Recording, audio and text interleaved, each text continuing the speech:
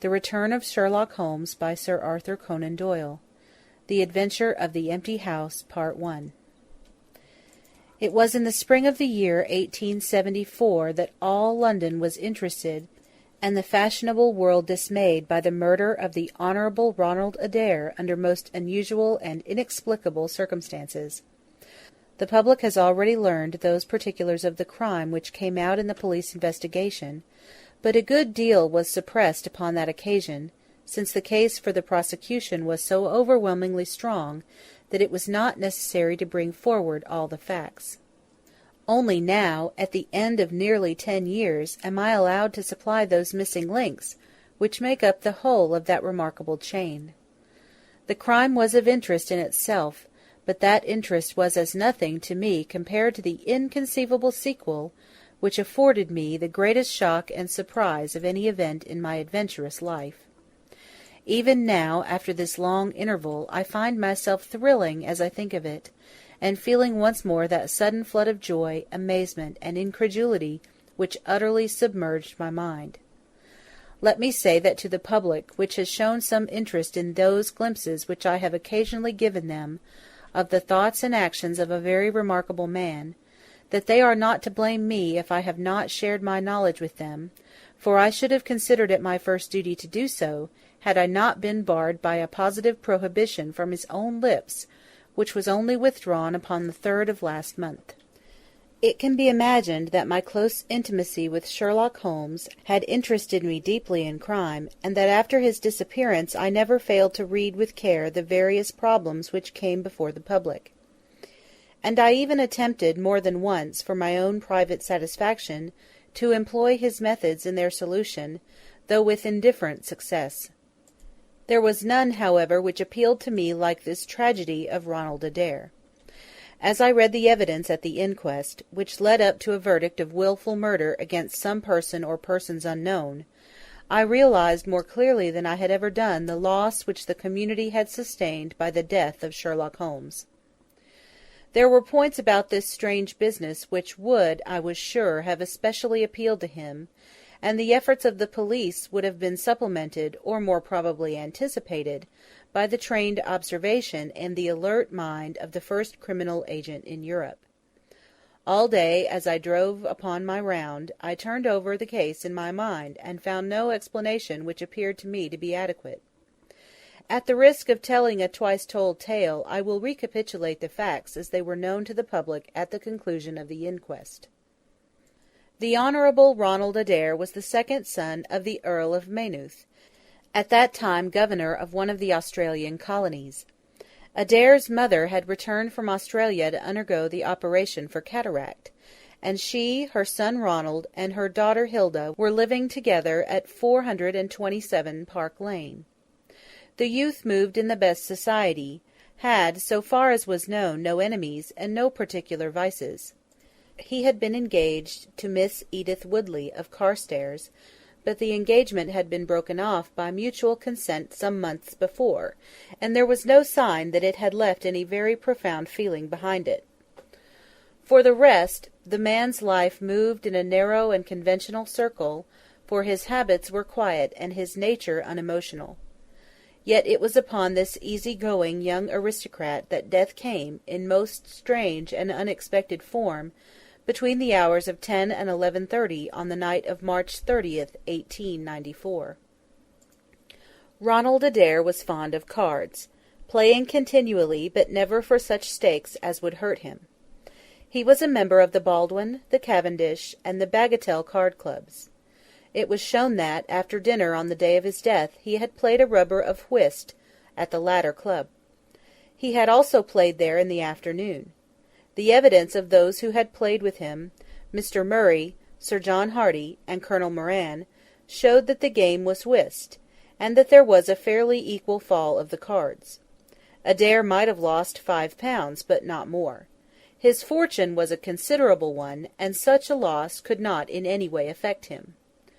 He had played nearly every day at one club or other, but he was a cautious player, and usually rose a winner. It came out in evidence that, in partnership with Colonel Moran, he had actually won as much as £420 in a sitting, some weeks before, from Godfrey Milner and Lord Balmoral. So much for his recent history, as it came out at the inquest. On the evening of the crime he returned from the club exactly at 10. His mother and sister were out spending the evening with a relation. The servant deposed that she heard him enter the front room on the second floor, generally used as his sitting-room. She had lit a fire there, and as it smoked she had opened the window. No sound was heard from the room until 11:20, the hour of the return of Lady Maynooth and her daughter. Desiring to say good night, she attempted to enter her son's room. The door was locked on the inside, and no answer could be got to their cries and knocking. Help was obtained, and the door forced. The unfortunate young man was found lying near the table. His head had been horribly mutilated by an expanding revolver bullet, but no weapon of any sort was to be found in the room. On the table lay 2 bank notes for £10 each, and £17 10 in silver and gold, the money arranged in little piles of varying amount. There were some figures also upon a sheet of paper, with the names of some club friends opposite to them, from which it was conjectured that before his death he was endeavouring to make out his losses or winnings at cards. A minute examination of the circumstances served only to make the case more complex. In the first place, no reason could be given why the young man should have fastened the door upon the inside. There was the possibility that the murderer had done this, and had afterwards escaped by the window. The drop was at least 20 feet, however, and a bed of crocuses in full bloom lay beneath. Neither the flowers nor the earth showed any sign of having been disturbed, nor were there any marks upon the narrow strip of grass which separated the house from the road. Apparently, therefore, it was the young man himself who had fastened the door. But how did he come by his death? No one could have climbed up to the window without leaving traces. Suppose a man had fired through the window, he would indeed be a remarkable shot, who could, with a revolver, inflict so deadly a wound. Again, Park Lane is a frequented thoroughfare. There is a cab-stand within 100 yards of the house. No one had heard a shot.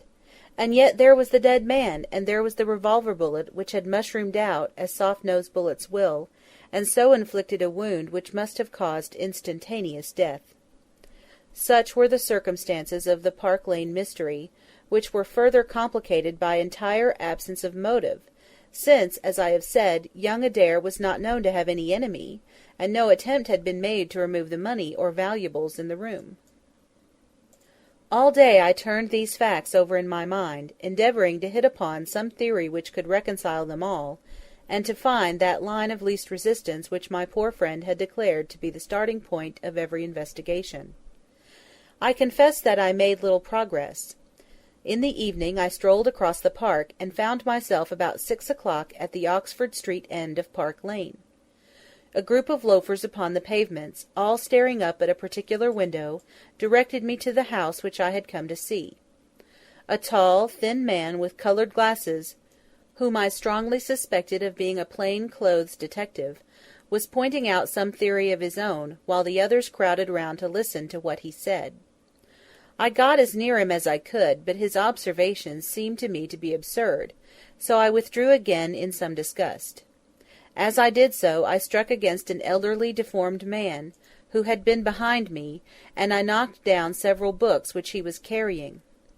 I remember that as I picked them up, I observed the title of one of them, The Origin of Tree Worship, and it struck me that the fellow must be some poor bibliophile, who, either as a trade or as a hobby, was a collector of obscure volumes. I endeavoured to apologize for the accident, but it was evident that these books which I had so unfortunately maltreated were very precious objects in the eyes of their owner. With a snarl of contempt he turned upon his heel, and I saw his curved back and white side-whiskers disappear among the throng. My observations of number 427 Park Lane did little to clear up the problem in which I was interested. The house was separated from the street by a low wall and railing, the whole not more than 5 feet high. It was perfectly easy, therefore, for anyone to get into the garden, but the window was entirely inaccessible, since there was no water-pipe or anything which could help the most active man to climb it. More puzzled than ever, I retraced my steps to Kensington. I had not been in my study 5 minutes when the maid entered to say that a person desired to see me. To my astonishment it was none other than my strange old book-collector, his sharp, wizened face peering out from a frame of white hair, and his precious volumes, a dozen of them at least, wedged under his right arm. "You're surprised to see me, sir," said he, in a strange, croaking voice. I acknowledged that I was.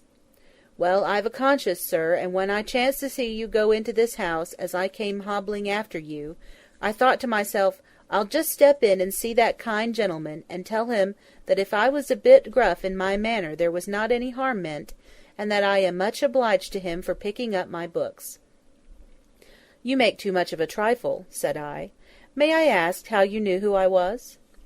"Well, sir, if it isn't too great a liberty, I am a neighbour of yours, for you'll find my little bookshop at the corner of Church Street, and very happy to see you, I'm sure. Maybe you collect yourself, sir. Here's British Birds, and Catullus, and the Holy War, a bargain every one of them.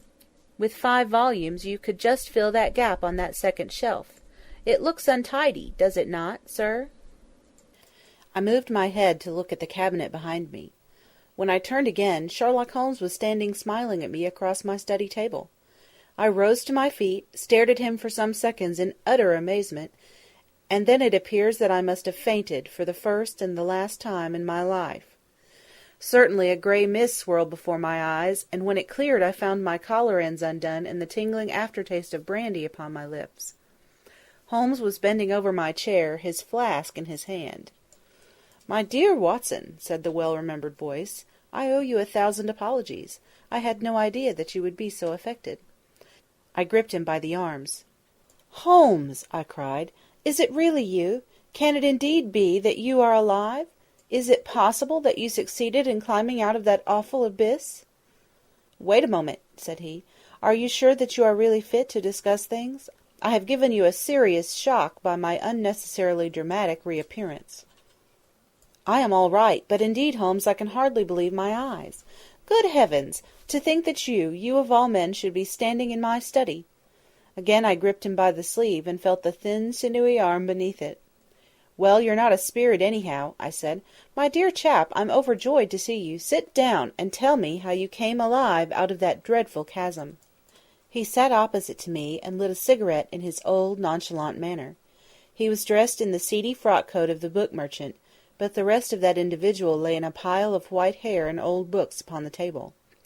Holmes looked even thinner and keener than of old, but there was a dead-white tinge in his aquiline face which told me that his life recently had not been a healthy one. "I am glad to stretch myself, Watson," said he. "It is no joke when a tall man has to take a foot off his stature for several hours on end. Now, my dear fellow, in the matter of these explanations, we have, if I may ask for your cooperation, a hard and dangerous night's work in front of us. Perhaps it would be better if I gave you an account of the whole situation when that work is finished." "I am full of curiosity. I should much prefer to hear now." "You'll come with me tonight?" "When you like, and where you like." "This is indeed like the old days.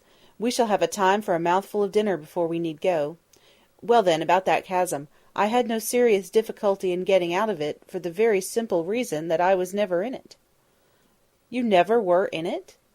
"No, Watson, I never was in it. My note to you was absolutely genuine. I had little doubt that I had come to the end of my career when I perceived the somewhat sinister figure of the late Professor Moriarty standing upon the narrow pathway which led to safety. I read an inexorable purpose in his grey eyes. I exchanged some remarks with him, therefore, and obtained his courteous permission to write the short note which you afterwards received. I left it, with my cigarette-box and my stick, and I walked along the pathway, Moriarty still at my heels. When I reached the end I stood at bay. He drew no weapon, but he rushed at me and threw his long arms around me. He knew that his own game was up, and was only anxious to revenge himself upon me. We tottered together upon the brink of the fall.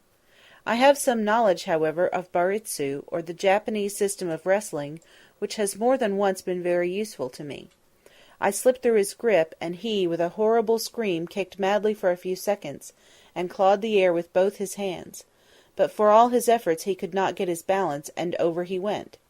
With my face over the brink, I saw him fall for a long way. Then he struck a rock, bounded off, and splashed into the water. I listened with amazement to this explanation, which Holmes delivered between puffs of his cigarette. "But the tracks!" I cried. "I saw with my own eyes that 2 went down the path, and none returned." It came about this way. The instant that the Professor had disappeared, it struck me what a really extraordinarily lucky chance fate had placed in my way.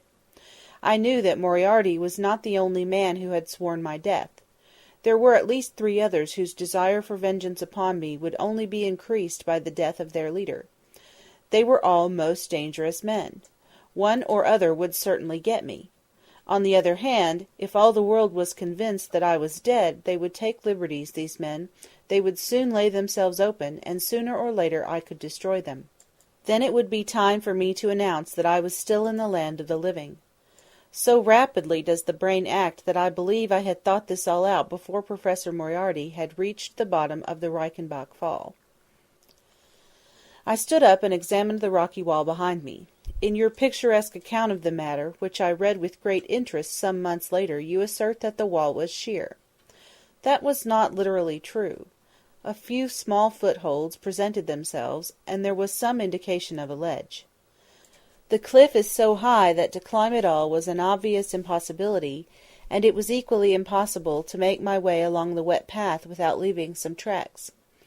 I might, it is true, have reversed my boots, as I have done on similar occasions, but the sight of 3 sets of tracks in one direction would certainly have suggested a deception. On the whole, then, it was best that I should risk the climb. It was not a pleasant business, Watson. The fall roared beneath me.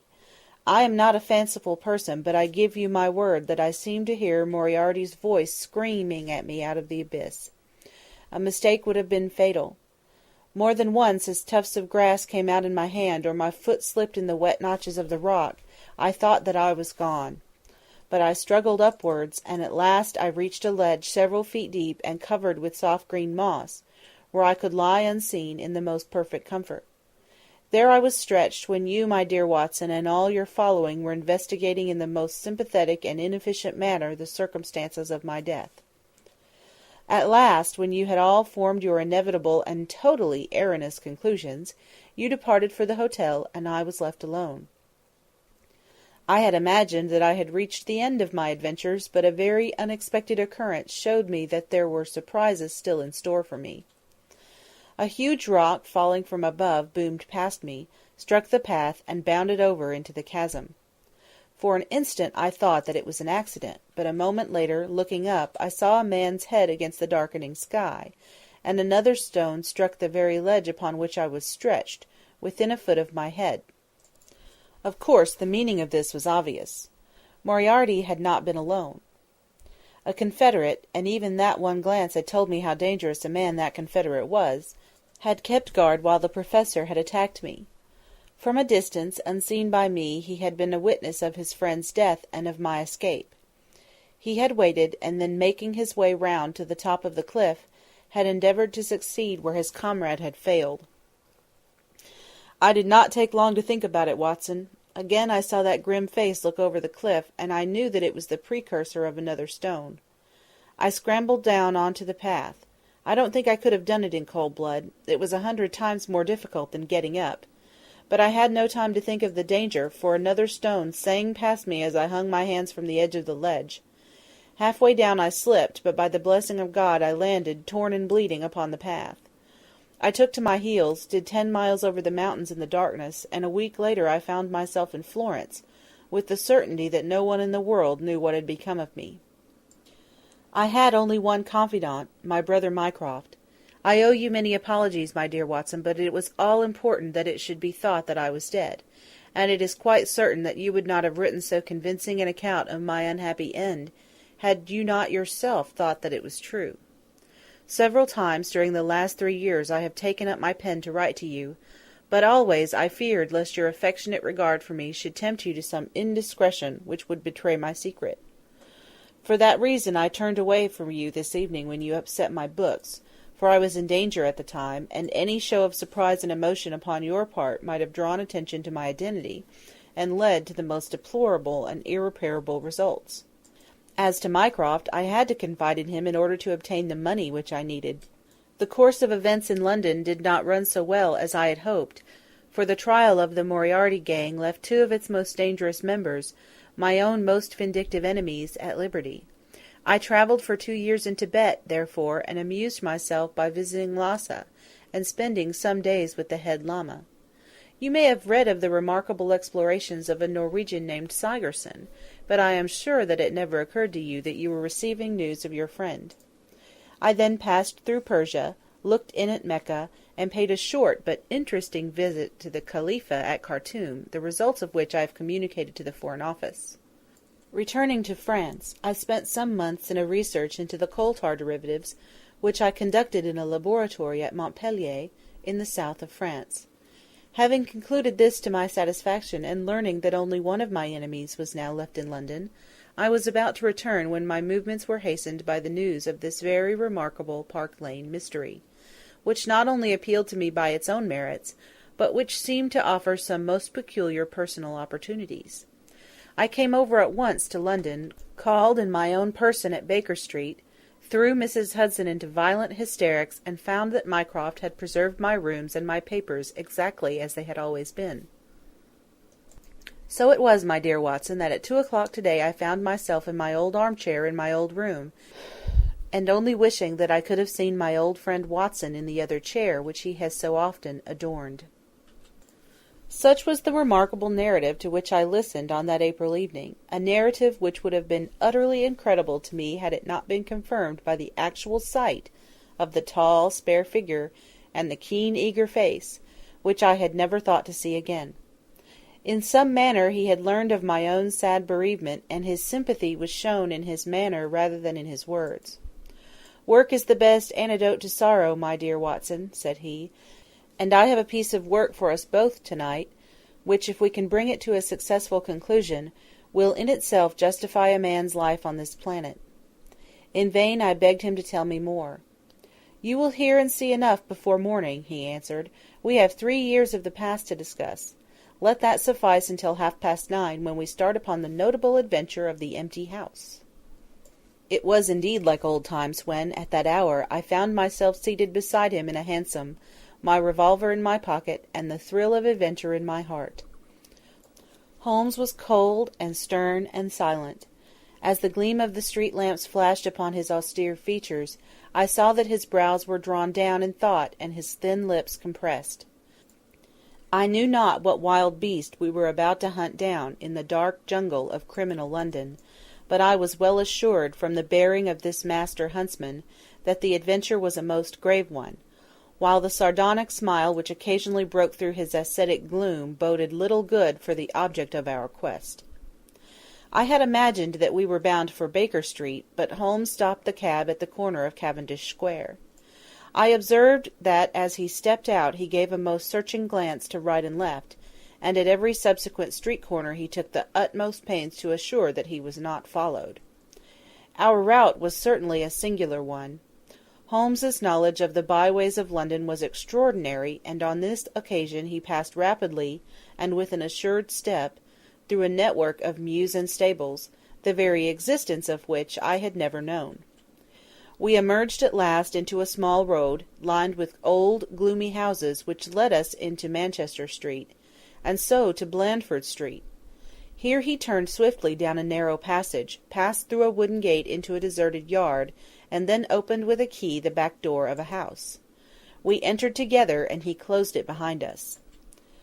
The place was pitch dark, but it was evident to me that it was an empty house. Our feet creaked and crackled over the bare planking, and my outstretched hand touched a wall from which the paper was hanging in ribbons. Holmes's cold, thin fingers closed round my wrist, and led me forward down a long hall, until I dimly saw the murky fanlight over the door. Here Holmes turned suddenly to the right, and we found ourselves in a large, square, empty room, heavily shadowed in the corners, but faintly lit in the centre from the lights of the street beyond. There was no lamp near, and the window was thick with dust, so that we could only just discern each other's figures within. My companion put his hand upon my shoulder and his lips close to my ear. "Do you know where we are?" he whispered. "Surely that is Baker Street," I answered, staring through the dim window. "Exactly. We are in Camden House, which stands opposite to our own old quarters." "But why are we here?" "Because it commands so excellent a view of that picturesque pile. Might I trouble you, my dear Watson, to draw a little nearer to the window, taking every precaution not to show yourself, and then to look up at our old rooms, the starting point of so many of your little fairy tales? We will see if my 3 years of absence have entirely taken away my power to surprise you." End of The Adventure of the Empty House, Part 1.